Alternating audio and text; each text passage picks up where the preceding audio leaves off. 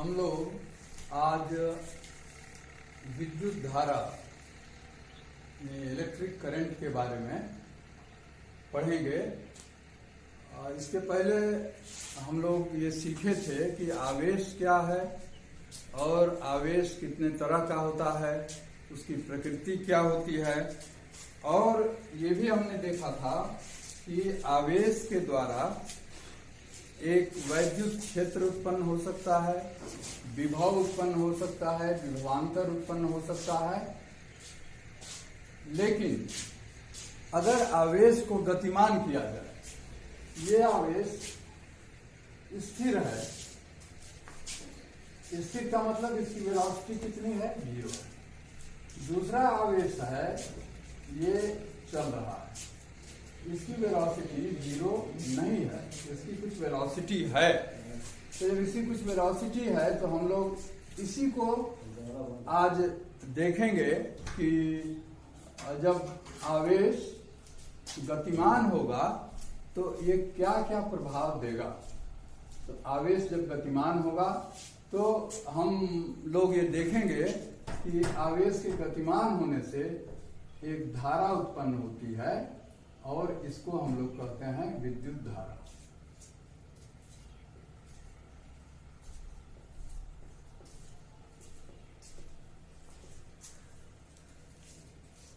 तो आवेश के पास कोई गति होनी चाहिए।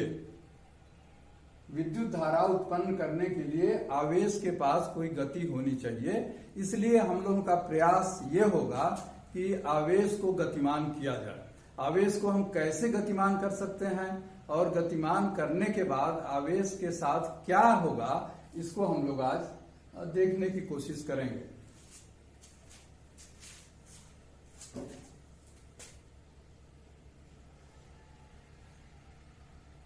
एक आवेश है +q, दूसरा आवेश है +q1, दूसरा आवेश है -q2, और ये चल रहे हैं।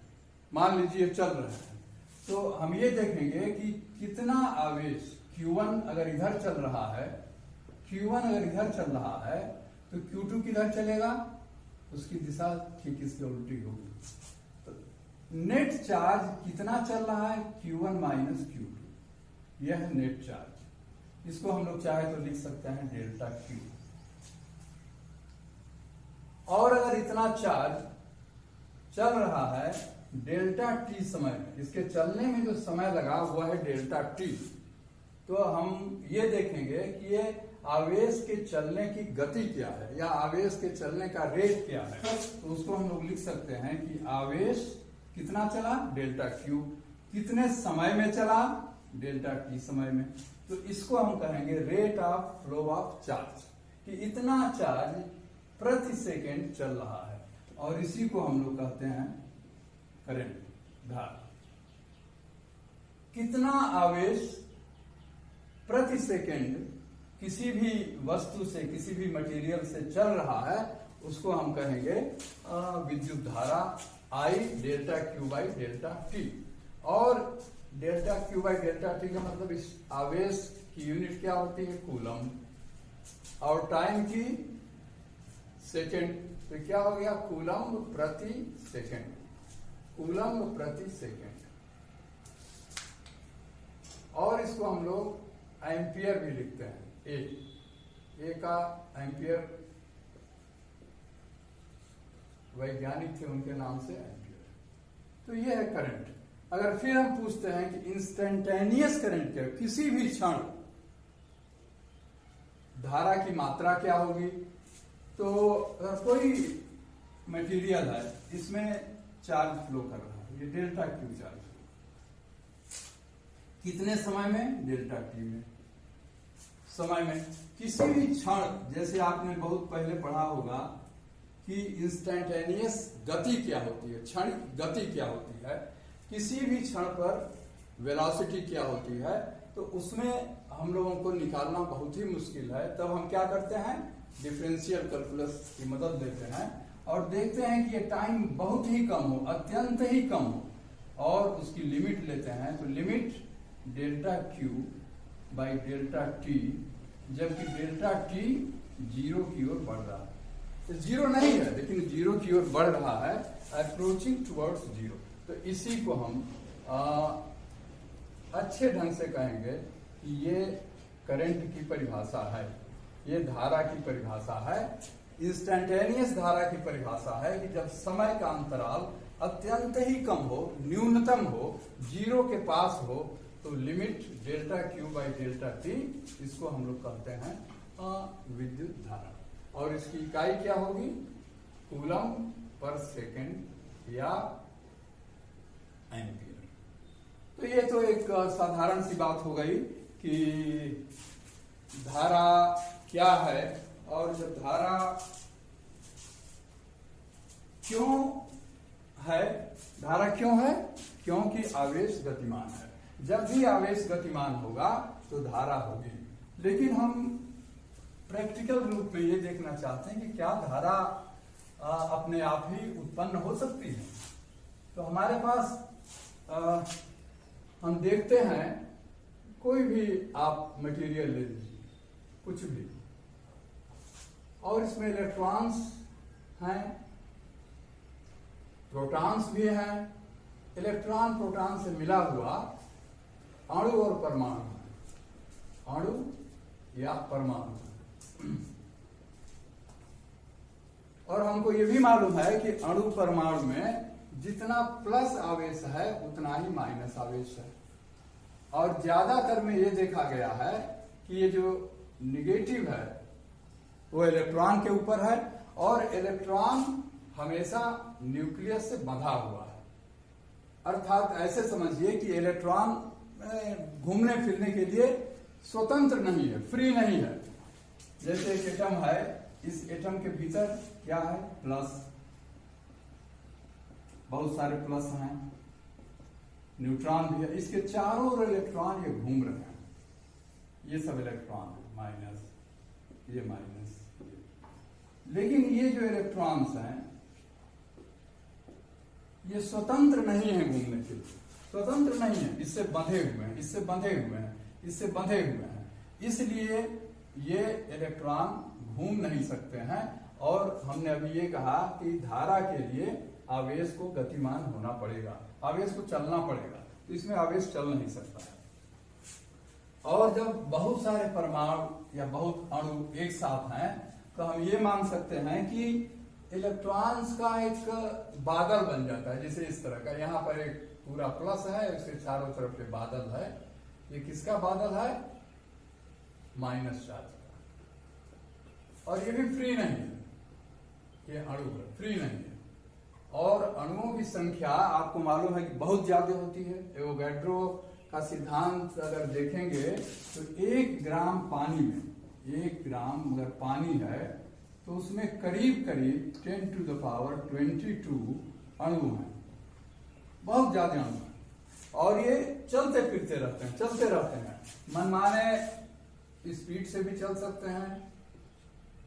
तो इसका जो आयन है, आयन कौन सा है? इलेक्ट्रॉन है। कभी इधर चल रहा है, कभी उधर चल रहा है। ये रैंडम डायरेक्शन में चलेगा, मनमाने सब दिशाओं में चलेगा। और जब इसका हम एवरेज निकालेंगे, इसका औसत निकालेंगे, तो इसका औसत आ जाएगा 0। औसत गति क्या हो जाएगी? सबकी 0 हो जाएगी। जब 0 हो गई तो इसका मतलब है कि गतिमान नहीं है, इसलिए इससे कोई भी धारा उत्पन्न नहीं हो सकती है।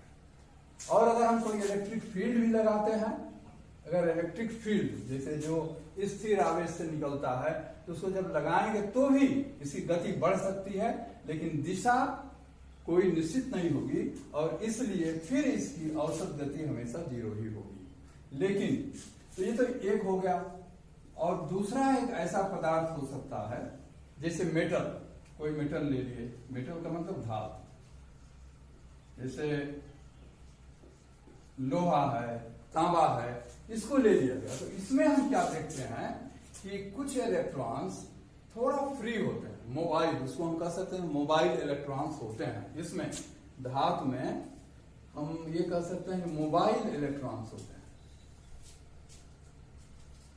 या स्वतंत्र होते हैं। कुछ इलेक्ट्रॉन जो बिल्कुल बाहरी सीमा में रहते हैं वो स्वतंत्र होते हैं। तो उनको अगर थोड़ा सा बल दिया जाए, थोड़ा सा फोर्स दें, वो फोर्स हम कहां से देंगे? फील्ड से देंगे, तो वो इलेक्ट्रॉन एक दिशा में चलना शुरू हो जाते हैं।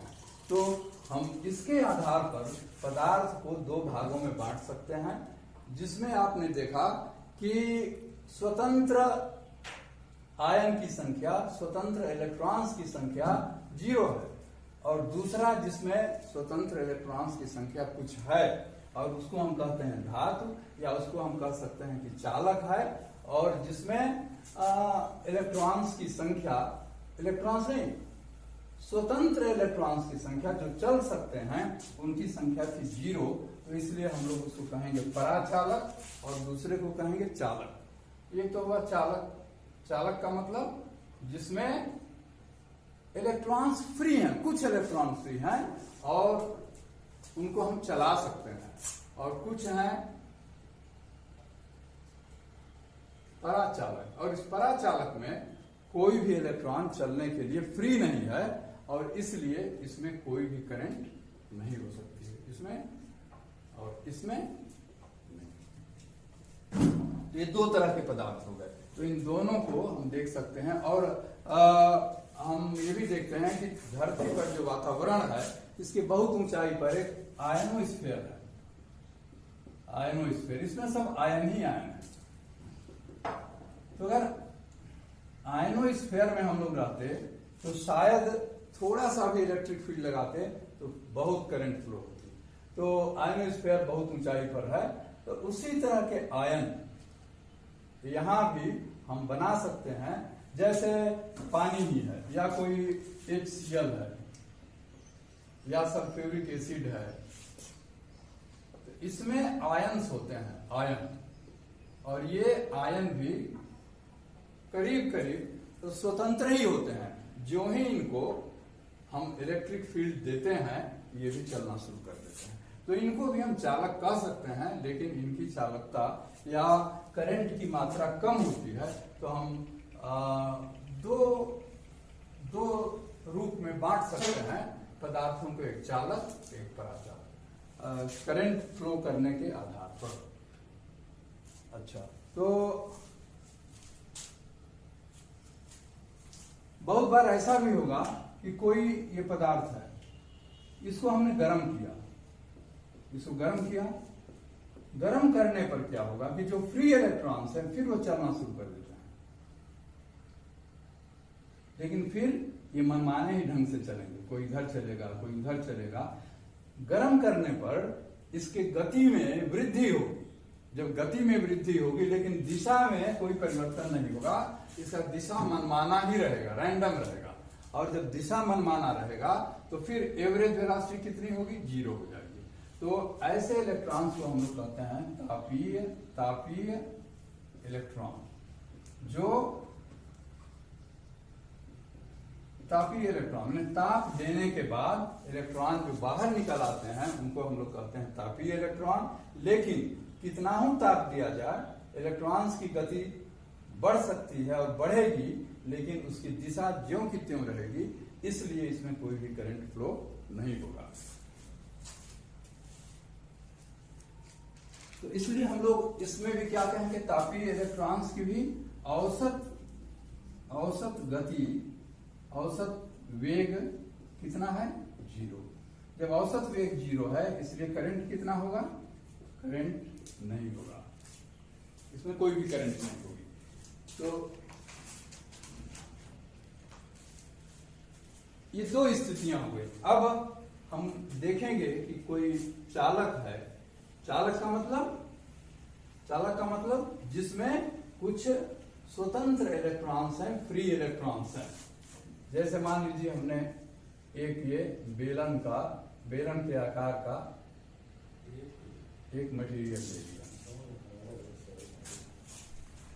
और इस पर एक 2 ढक्कन जो पराचालक के हैं लगा दिया इस तरह से। इस पर जो है प्लस चार्ज है Q मान लीजिए, और इस पर माइनस चार्ज है Q। तो इसमें जो फील्ड होगी, विद्युत तीव्रता या विद्युत क्षेत्र, वो ऐसे होगा, E प्लस से माइनस की होगा। इस तरह से होगा।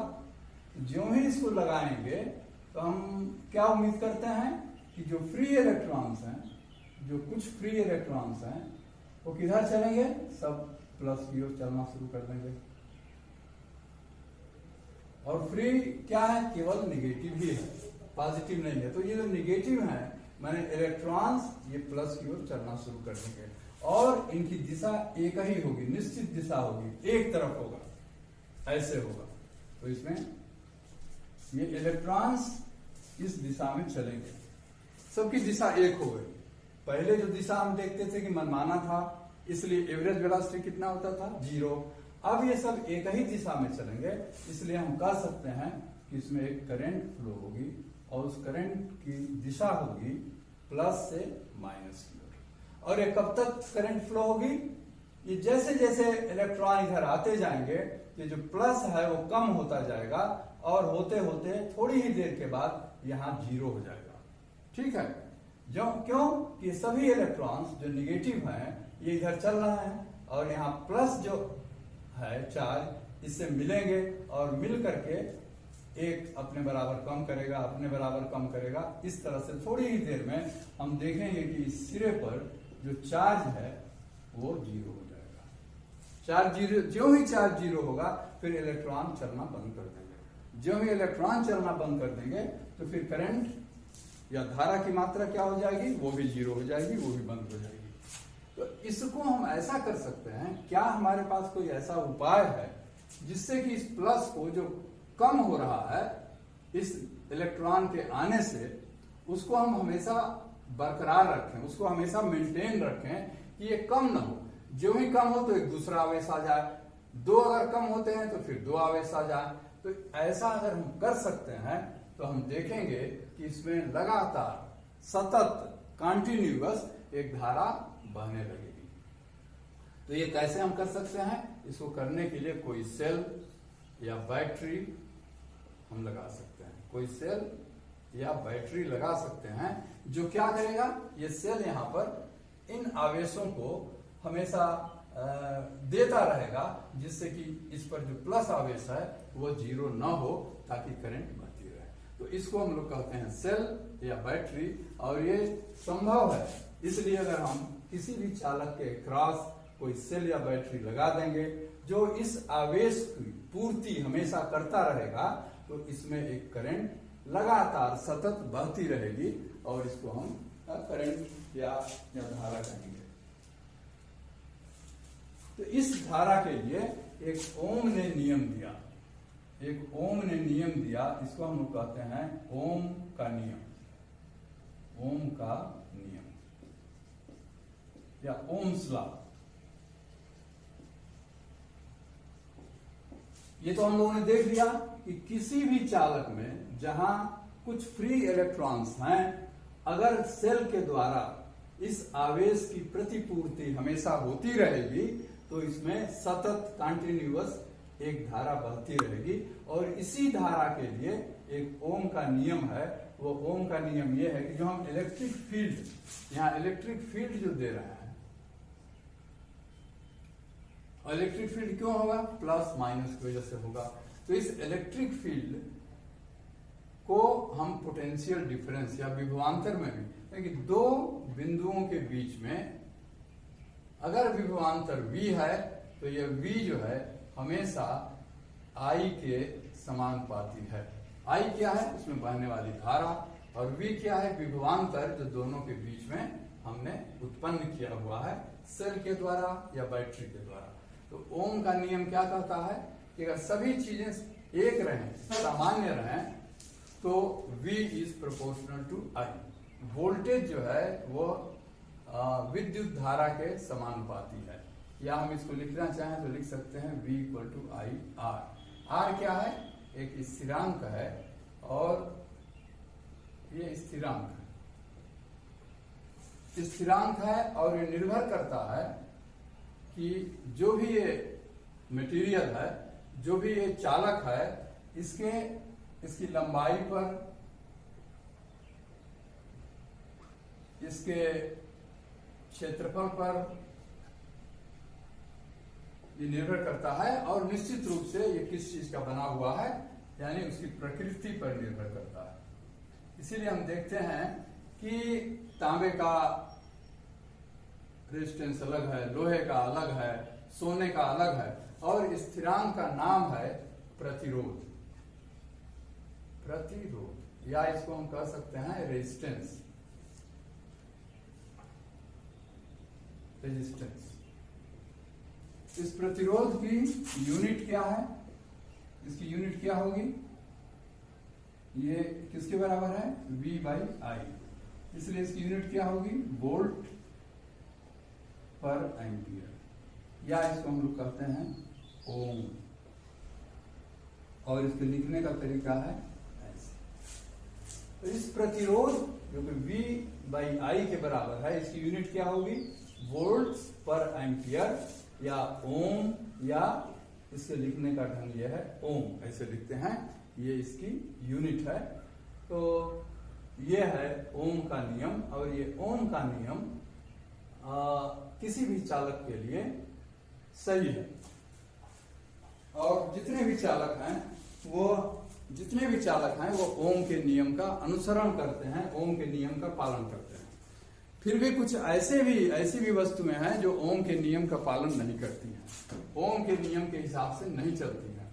वो उनको हम चालक नहीं कहेंगे। अर्धचालक है, डायोड है, सेमीकंडक्टर है, वो ओम के नियम का पालन नहीं करती है।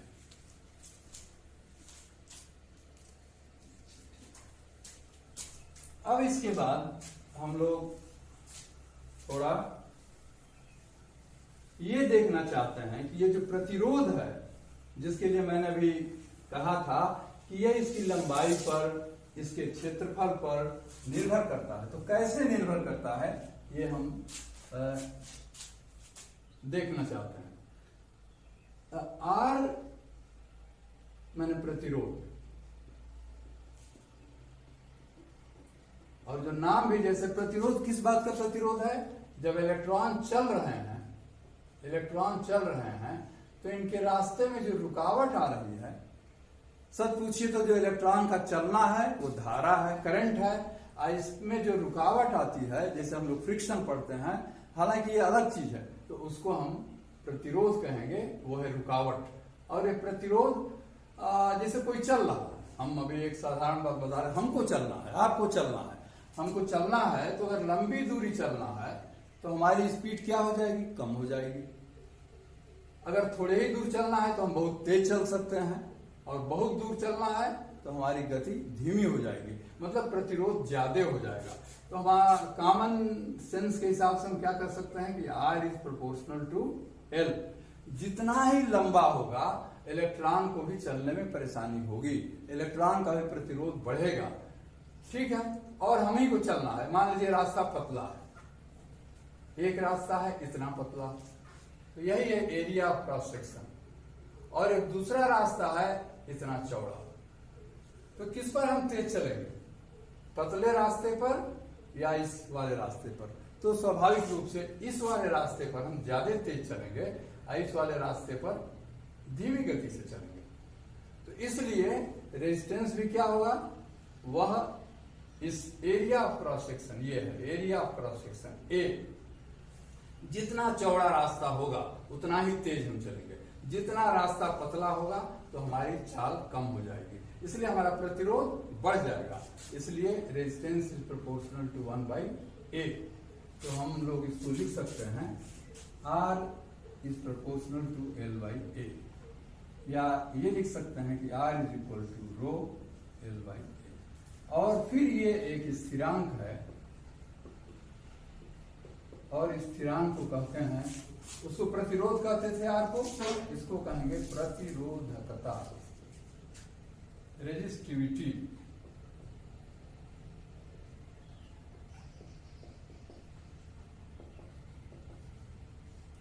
रेजिस्टिविटी, इसकी यूनिट क्या होगी? देखिए, रो इज R/A L।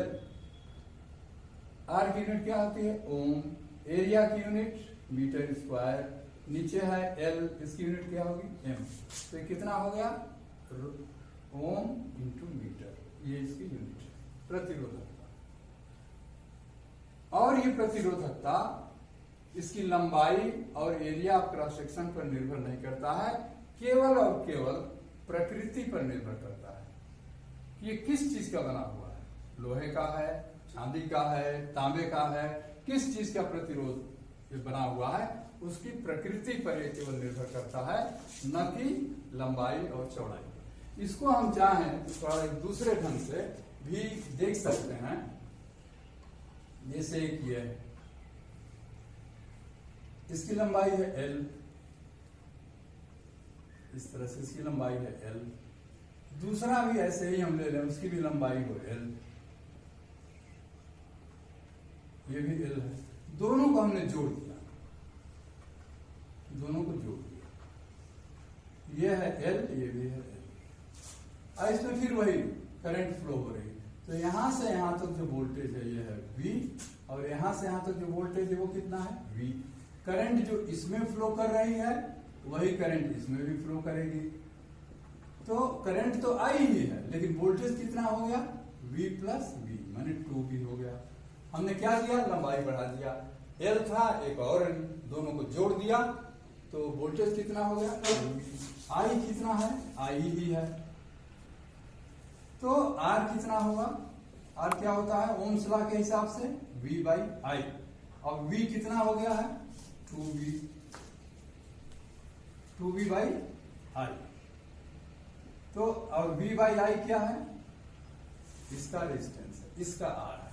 तो जो नया R है वो 2R के बराबर हो गया। जो नया R है 2R, हम क्या देख रहे हैं, लंबाई बढ़ाने से, लंबाई को हमने दुगना किया तो रेजिस्टेंस भी दुगना हो गया। उसी तरह से अगर हम इसको आधा कर दें, या इसको ऐसे ही समझिए, ये है, इसकी लंबाई है L, और इसको यहां से हम दो भाग में बांट दें। जैसे उसको लंबाई में था, इसको एरिया ऑफ क्रॉस सेक्शन में हमने इसको दो भाग में बांट दिया, इस तरह से, आधा ऊपर आधा नीचे। तो फिर यहाँ क्या होगा, इसमें I करंट फ्लो होगी, इसमें I करंट फ्लो होगी। तो हम अब इसमें कितना होगा I बाई 2, इसमें कितना होगा I बाई 2, तब सब मिलकर के I हो जाएगा। और V कितना रहेगा, V तो V ही रहेगा। तो नया R कितना हो गया V बाई I। V कितना है, V ही है। I कितना हो गया, I बाई 2, I बाई 2। तो इसको हम लिख सकते हैं 2V बाई I। और ये क्या है, ये फिर R है, तो फिर ये कितना हो गया 2 बाई 2R। तो हम क्या देखें कि जब लंबाई बढ़ाए तो रेजिस्टेंस दुगना हो गया, और जब एरिया ऑफ क्रॉस सेक्शन कम किए तो भी रेजिस्टेंस दुगना हो गया। और हम लोग वही बात पहले भी कह चुके हैं कि जितना एरिया ऑफ क्रॉस सेक्शन ज्यादा होगा तो रेजिस्टेंस उतना ही कम होगा। तो इधर से भी हम प्रूव करके दिखा सकते हैं कि R इज प्रोपोर्शनल टू, ये क्या बता रहा है कि R is proportional to L, R is proportional to 1 by 8। और हम लोगों ने कॉमन सेंस से भी बहुत पहले यहां देख लिया था कि ये है और ये और ये है रो को कहते हैं प्रतिरोधकता या रेजिस्टिविटी। और ये रेजिस्टिविटी जो है डिपेंड करता है किस पर, न तो लंबाई पर, न एरिया ऑफ क्रॉस सेक्शन पर, बल्कि इसकी प्रकृति पर, ये किस चीज का बना हुआ है, लोहे का है, चांदी का है या किसका है, इस पर निर्भर करता है कि इसकी प्रतिरोधकता कितनी होगी।